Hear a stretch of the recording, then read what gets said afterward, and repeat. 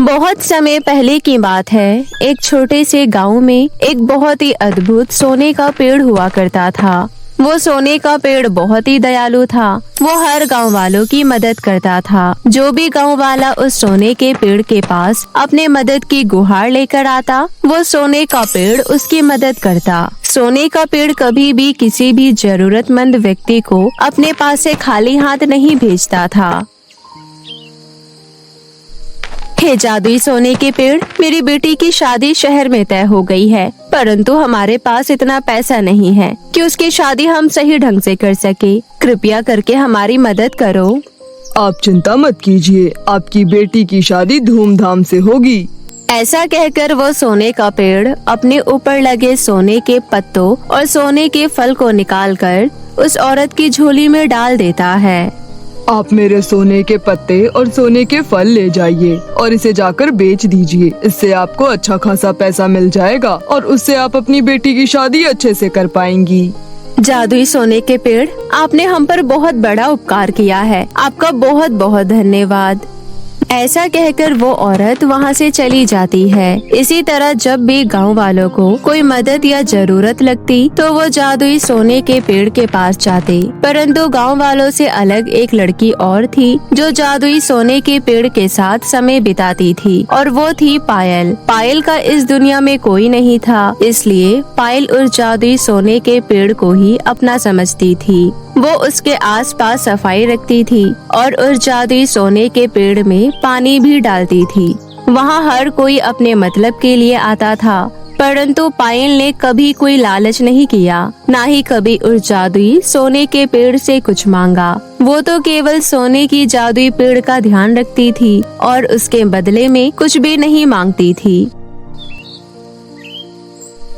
ऐसे ही एक दिन पायल काम पर से लौटकर सोने के पेड़ के पास आती है और वहाँ जमा हुआ कूड़ा साफ करने लगती है। तभी वो जादुई सोने का पेड़ कहता है, पायल, इस गांव में बहुत लोग रहते हैं और बहुत सारे लोगों की मैंने मदद भी की है, लेकिन आज तक कोई भी मुझे पानी डालने नहीं आया। ना ही किसी ने मेरे आसपास का कचरा साफ करने की सोची। परंतु मैंने कभी तुम्हारी मदद नहीं की, ना ही तुम्हें कुछ दिया। उसके बावजूद भी तुम यहाँ रोज आती हो, मेरे आसपास जमा कचरे को हटाती हो, मुझे पानी देती हो और मेरे साथ बातें भी करती हो। आखिर तुम इतनी निस्वार्थ कैसे हो?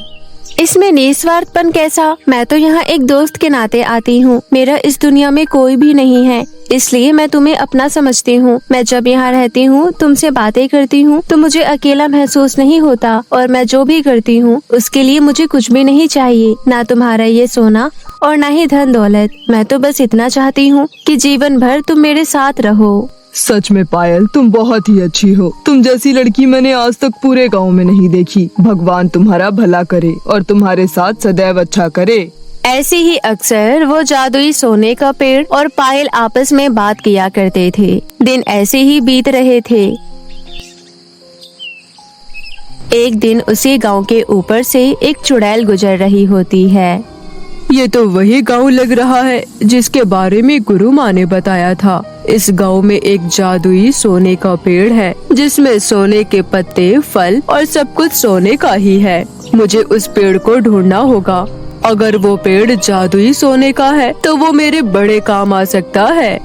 ऐसा कहकर वो चुड़ैल एक आम औरत का रूप ले लेती है और दिन के उजियारे में उस सोने के पेड़ के पास जाती है और कहती है, हे जादुई सोने के पेड़, मैंने तुम्हारे बारे में बहुत सुना है, इसलिए मैं यहाँ आई हूँ। कुछ दिनों से मेरी तबीयत बिल्कुल भी ठीक नहीं है और डॉक्टर ने कहा है कि मुझे इलाज की जरूरत है, परंतु इलाज में बहुत पैसे लगेंगे, पर मेरे पास तो बिल्कुल भी पैसे नहीं हैं। क्या तुम मेरी कुछ मदद कर सकते हो? ठीक है, मैं आपकी मदद जरूर करूँगा। ऐसा कहकर सोने का पेड़ सोने के पत्ते और फल निकालकर औरत बनी चुड़ैल को दे देता है। ये देखकर चुड़ैल बहुत खुश हो जाती है और वहाँ से चली जाती है। अब चुड़ैल रात होने का इंतजार करने लगती है। फिर जैसे ही रात होती है, चुड़ैल अपने असली रूप में आकर जादुई सोने के पेड़ के पास आती है।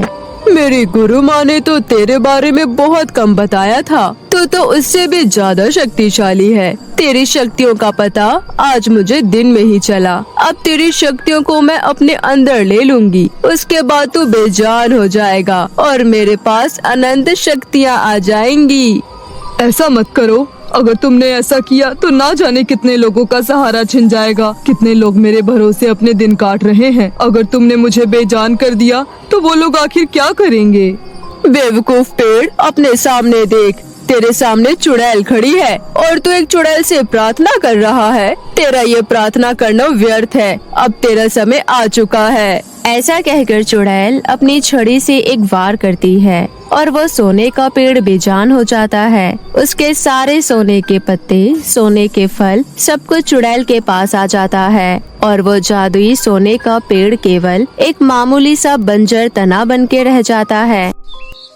जब सुबह होती है और गांव वाले ये दृश्य देखते हैं, सोने के पेड़ की ये हालत देखकर सभी हैरान रह जाते हैं। परंतु फिर गांव वाले आपस में बातें शुरू कर देते हैं। ये सोने का पेड़ तो अब पूरी तरीके से बेजान हो चुका है। ना ही इस पर कोई सोने का पत्ता है और ना ही कोई फल, और अब इसने केवल फालतू की जगह घेर रखी है। इससे अच्छा तो हम इसकी जगह कोई दूसरा पेड़ लगा दें। तुम सही कहती हो। इसे काटकर हम एक आम का पेड़ लगा देते हैं। कम से कम वो हमें फल तो देगा।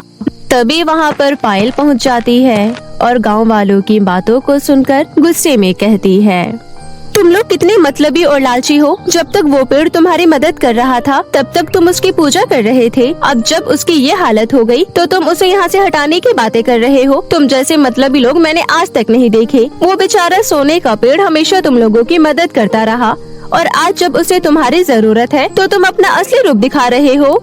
ओ लड़की, ये कैसी बातें कर रही है तू? और ये कौन सी तमीज होती है बड़ों से बात करने की? मुझे अच्छे से पता है कि किसे कैसे बात करनी है। और हाँ, अगर इस पेड़ को किसी ने भी हाथ लगाया तो मैं यहीं पर अपनी जान दे दूंगी और फिर अपनी जान जाने का इल्जाम आप लोगों पर लगा दूंगी।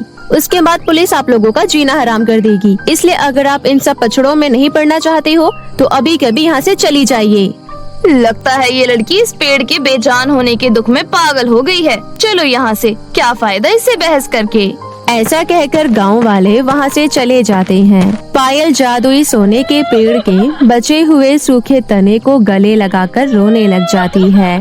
तुमने तो कहा था तुम मेरे साथ हमेशा रहोगे, मुझसे बातें करोगे, मेरी बातें सुनोगे, पर तुमने अपना वादा तोड़ा है। आखिर तुमने ऐसा क्यों किया?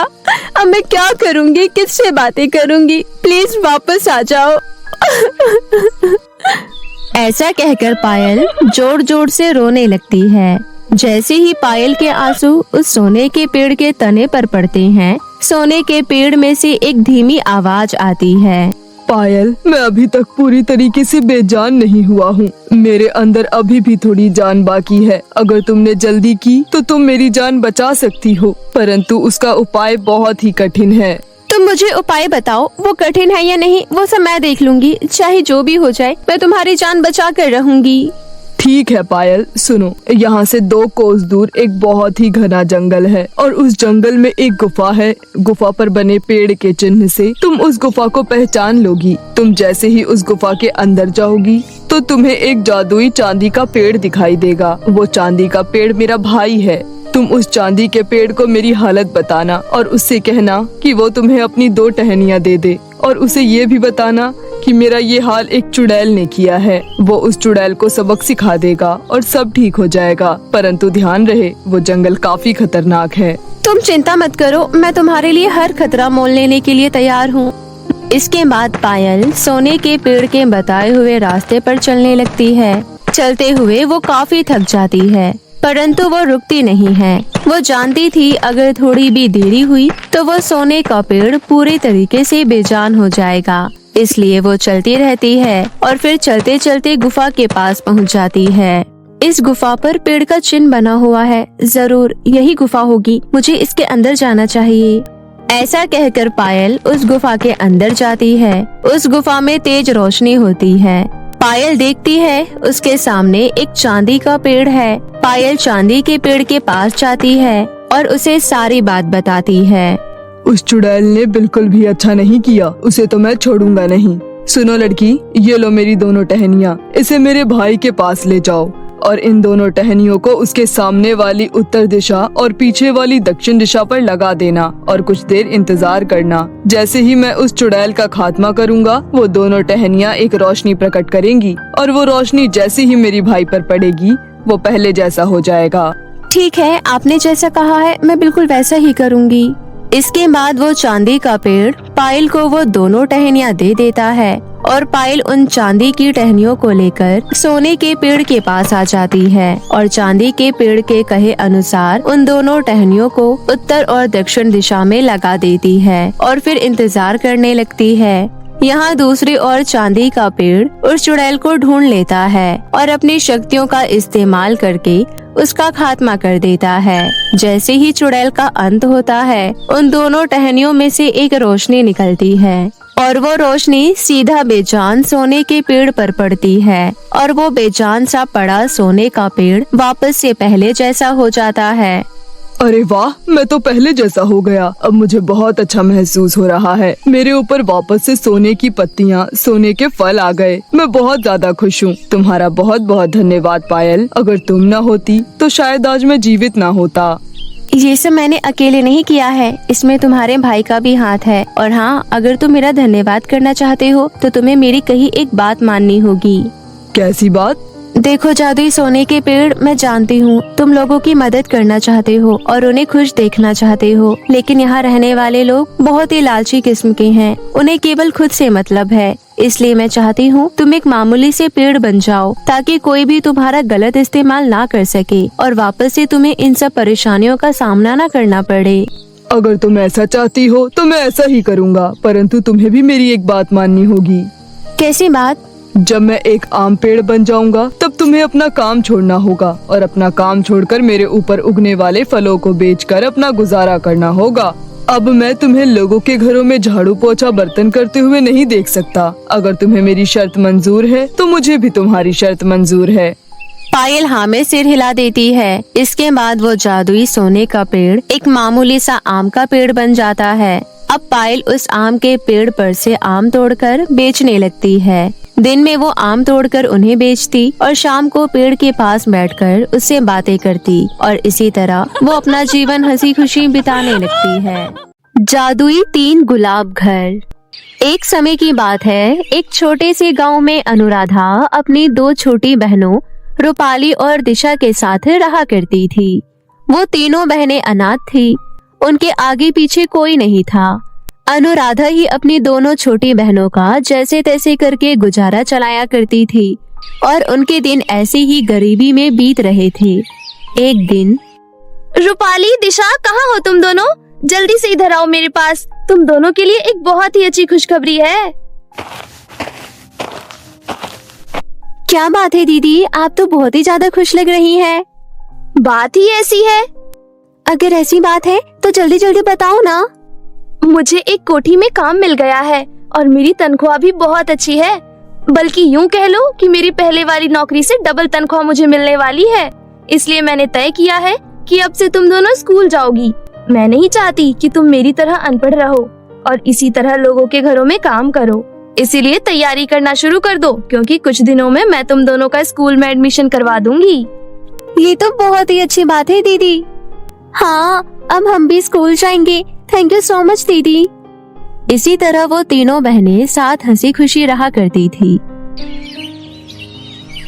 एक दिन तीनों बहनें जब बाजार से लौट रही थी, तभी अनुराधा को जमीन पर एक खरगोश का बच्चा घायल हालत में दिखाई देता है। इस खरगोश को तो काफी चोट लगी हुई है। अगर ये यहीं इसी तरह पड़ा रहा तो ये मर जाएगा। हमें इसे अपने साथ ले जाना चाहिए। हाँ दीदी, आप बिल्कुल ठीक कह रही हैं। इसके बाद वे तीनों उस खरगोश को घर ले आती हैं और उसकी चोट पर मरहम पट्टी लगाकर उसे खाने के लिए खाना भी देती हैं। धीरे धीरे अच्छी सेवा से खरगोश ठीक हो जाता है और वापस से चलने फिरने भी लग जाता है। ऐसे ही एक दिन जब रूपाली उस खरगोश को खाना देती है तो वो खाना खाकर घर से बाहर निकल जाता है और कूदते कूदते वहाँ से चला जाता है। दीदी, उस खरगोश को पकड़ो, वो भाग रहा है। उसे जाने दो रूपाली, शायद वो अपने घर वालों के पास जा रहा है। ये उसका घर नहीं है, इसलिए उसे यहाँ रोक कर फायदा नहीं है। ठीक है दीदी। उसी शाम को तीनों बहनें बैठकर शाम की चाय पी रही होती है कि तभी वो खरगोश वापस से वहाँ आ जाता है। अनुराधा उसे खाना देती है। इसके बाद वो खरगोश फिर से वहाँ से जाने लगता है, परंतु इस बार वो खरगोश ऐसे चल रहा होता है जैसे वो उन तीनों को अपने पीछे बुला रहा हो। अनुराधा का ध्यान खरगोश की इस हरकत पर जाता है और वो कहती है, इस खरगोश को देखकर लगता है ये हमें कहीं ले जाना चाहता है, हमें इसका पीछा करना चाहिए। ऐसा कहकर अनुराधा अपनी दोनों बहनों के साथ खरगोश का पीछा करने लगती है। खरगोश जंगल में काफी आगे आ जाता है। तभी रूपाली कहती है, दीदी मुझे लगता है हमें अब और आगे नहीं जाना चाहिए। क्या पता ये खरगोश मायावी हो या फिर कोई चुड़ैल या भूत प्रेत हो, तो गड़बड़ हो जाएगी।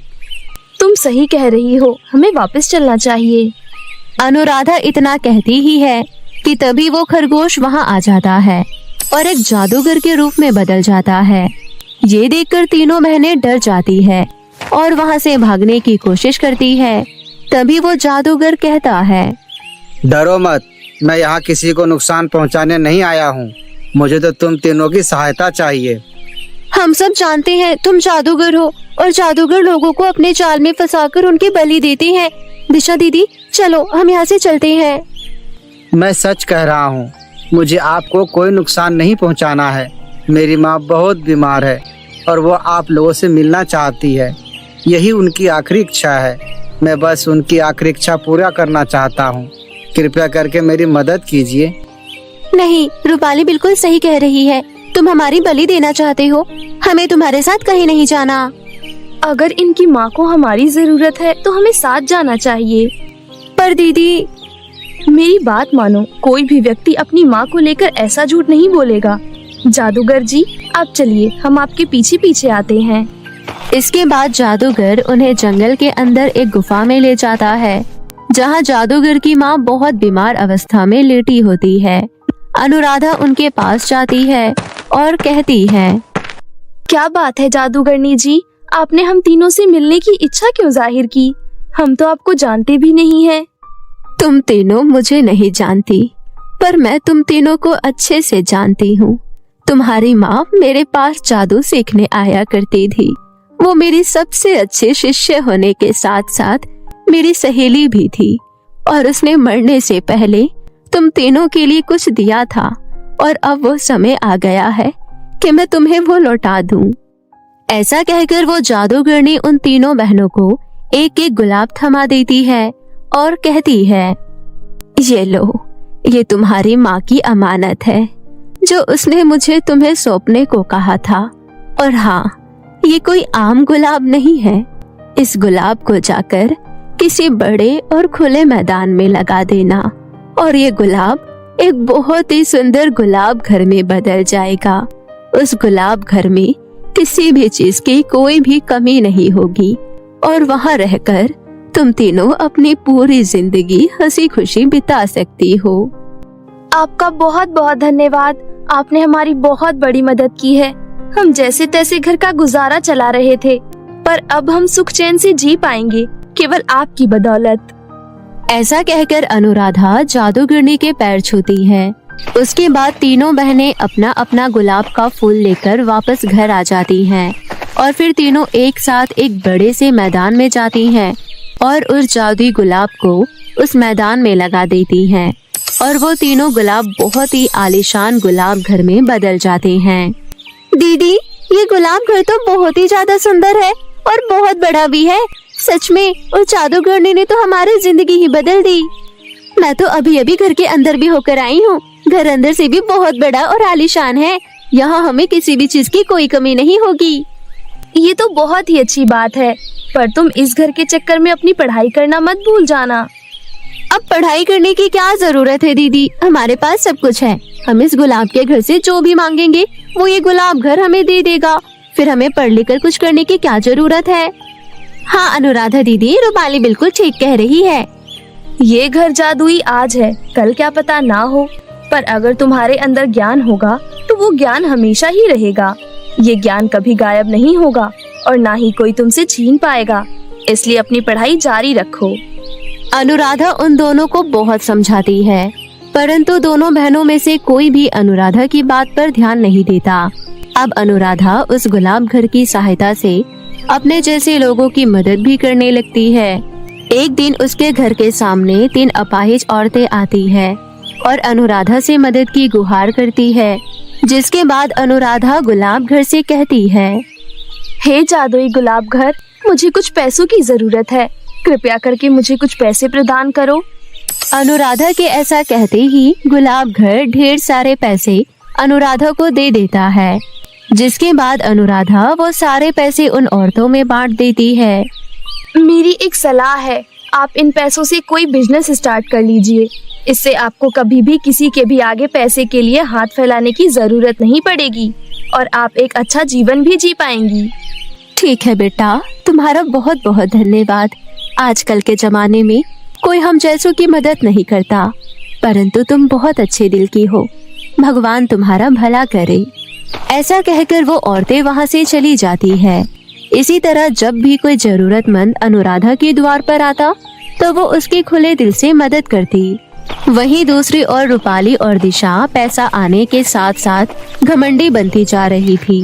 वो किसी की मदद भी नहीं करती थी, ना ही किसी की परेशानियों पर ध्यान देती थी। वो पूरे दिन पार्टी करती, क्लब में जाती और मौज मस्ती करती थी और उन दोनों ने कई आवारा दोस्त भी बना लिए थे। आज तो क्लब में डांस करके मजा ही आ गया। हाँ रूपाली, वहाँ की ड्रिंक्स भी कितनी अच्छी थी ना।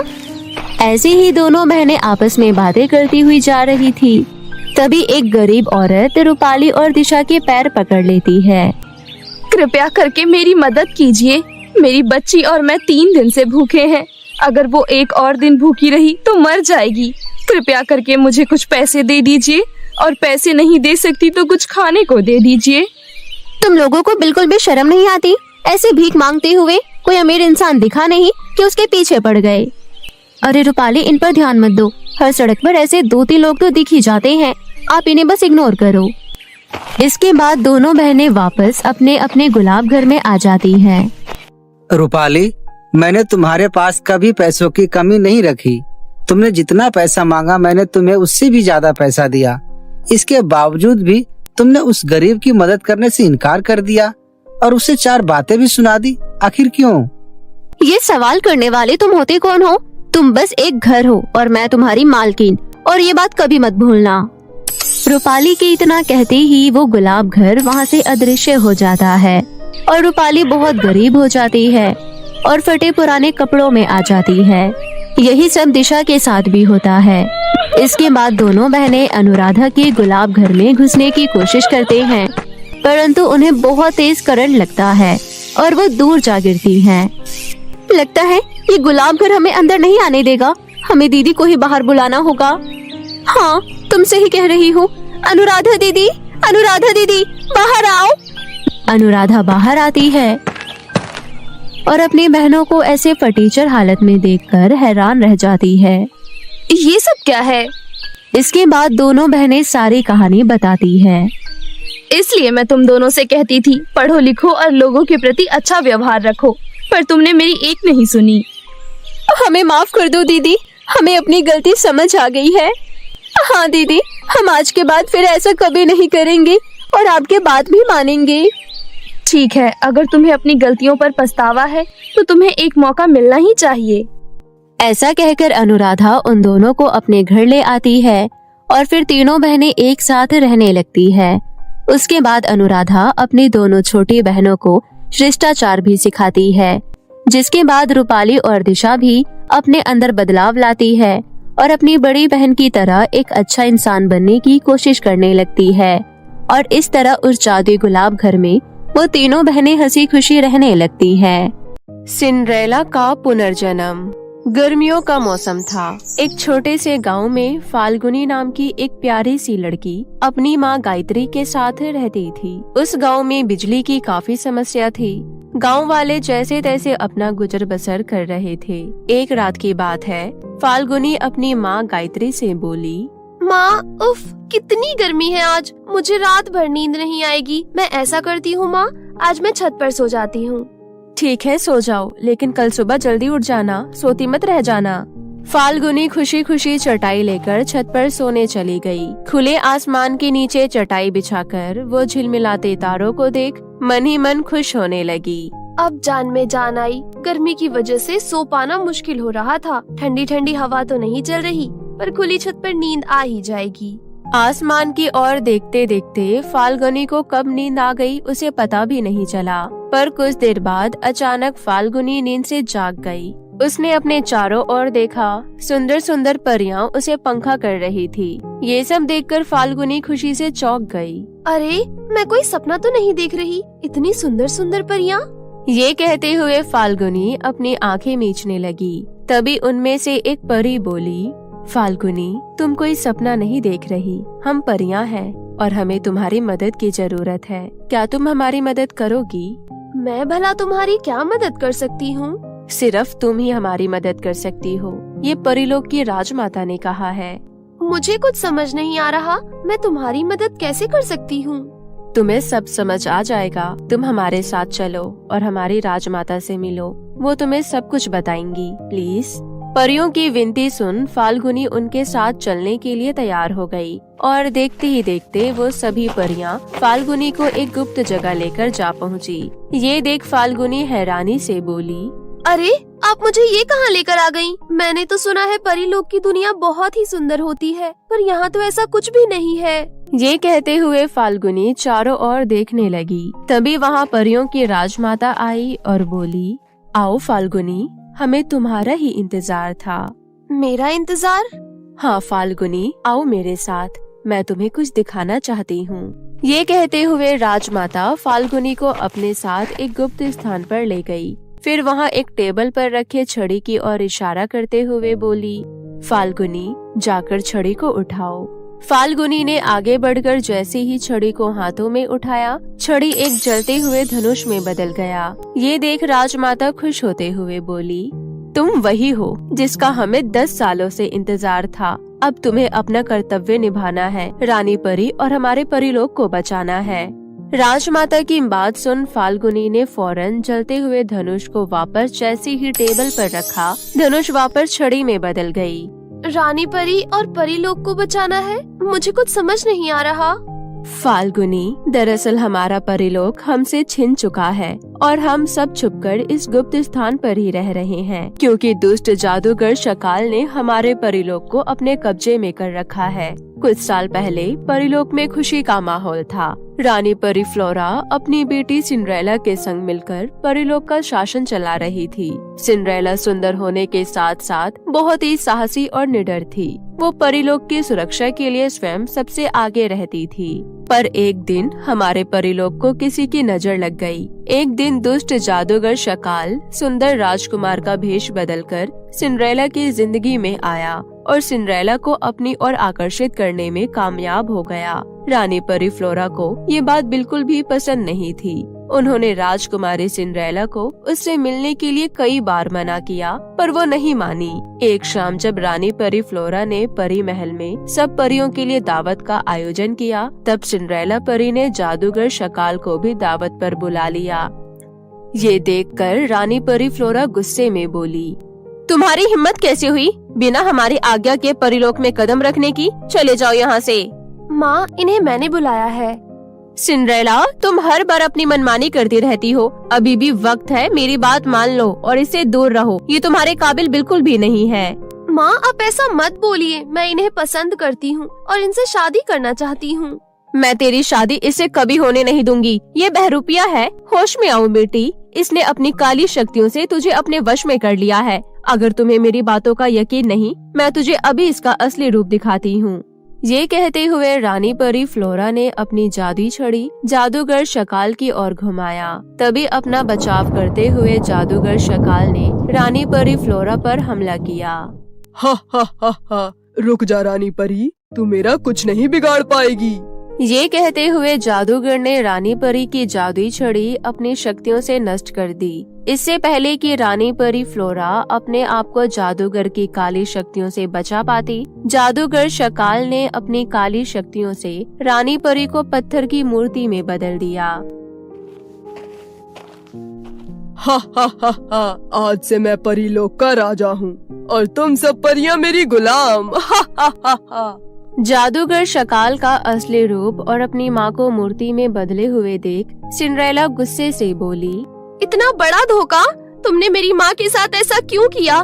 मैं तुम्हें जिंदा नहीं छोड़ूंगी, दुष्ट जादूगर। ये तुम क्या कह रही हो सिंड्रेला? हमारे रास्ते का कांटा अब हट चुका है, अब हम शादी कर लेते हैं। नहीं, मैं तुमसे शादी नहीं करूंगी। तुम मेरी माँ को वापस पहले जैसा कर दो, वरना तुम्हारी खैर नहीं। नहीं, तुझे मुझसे शादी करनी ही पड़ेगी सिंड्रेला परी, वरना तू भी मेरी गुलाम बनने के लिए तैयार हो जा। हा हा हा हा। मैं तुझे तेरे गलत इरादे में कभी कामयाब नहीं होने दूंगी। मेरा मुकाबला करने के लिए अब तैयार हो जा।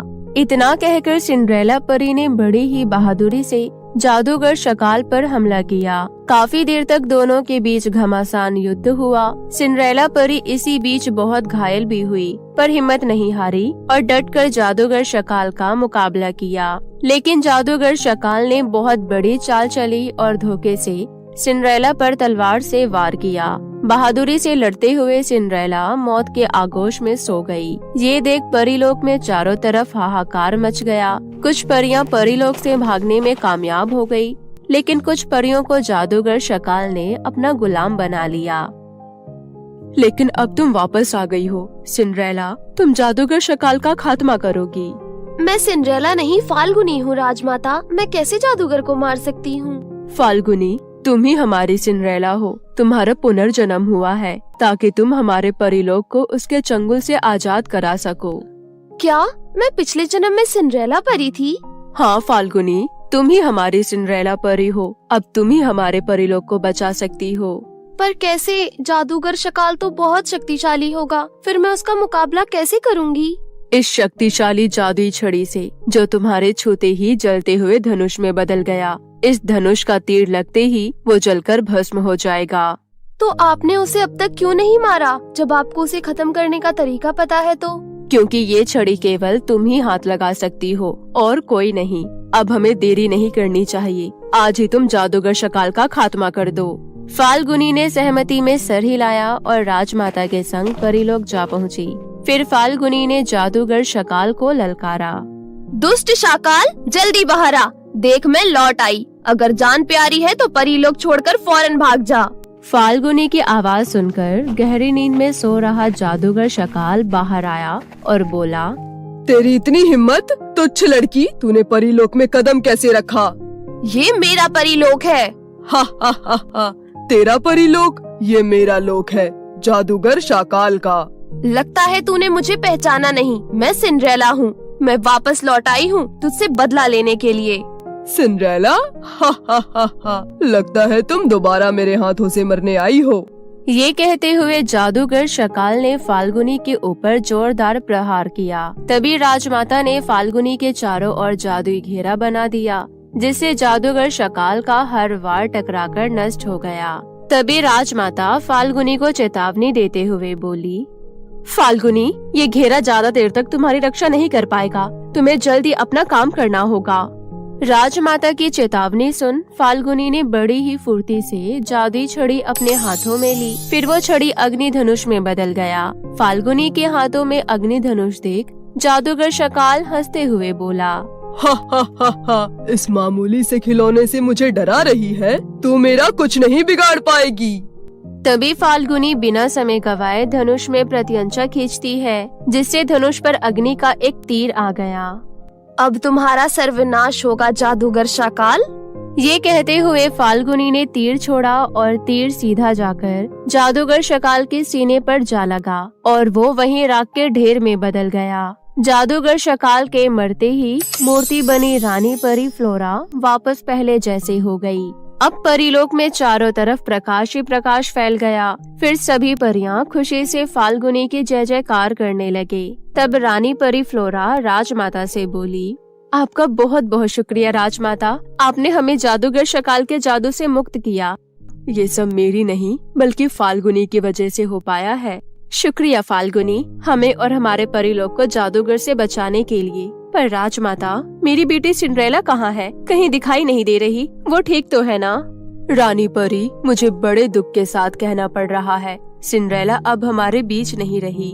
ये कहते हुए राजमाता ने रानी परी फ्लोरा को सारी घटना विस्तार से बताया, जिसे सुन रानी परी फ्लोरा को बहुत दुख हुआ। फिर अपने आप को संभालते हुए फाल्गुनी को गले लगाते हुए बोली, फाल्गुनी मेरी बेटी, अब तुम हमारे साथ ही रहना। पर मेरी माँ घर पर मेरा इंतजार कर रही होगी, मुझे जाना होगा। रानी परी, आप भूल रही हैं, सिंड्रेला का पुनर्जन्म हुआ है, लेकिन एक मामूली इंसान के रूप में। फाल्गुनी को वापस घर जाने दो। आज से मेरी 2 माँ है और जो गलती मैंने पिछले जन्म में की थी उसे अब दोबारा नहीं दोहराऊंगी। हमें अपने माता पिता की बात जरूर सुननी चाहिए। माँ के जागने से पहले मुझे घर वापस जाना है। अभी रात बाकी है, तुम्हें अब वापस घर लौटना चाहिए। और हाँ, जादुई छड़ी तुम अपने पास रख लो। जब भी तुम्हें परीलोक की याद आए तो जादुई छड़ी घुमाना और तुम अपने आप को परीलोक की दुनिया में पाओगी। धन्यवाद राजमाता। इतना कहते ही फाल्गुनी ने अपने आप को अपने घर की छत पर पाया। फिर वो गहरी नींद में सो गई। अगले दिन जब फाल्गुनी सोकर उठी तब बोली, लगता है मैं रात में कोई सपना तो नहीं देख रही थी। फाल्गुनी ये सोच ही रही थी कि तभी तकिए के बगल में उसे चमचमाती हुई छड़ी दिखाई दी, जिसे देख उसकी आंखें खुशी से चमक उठी।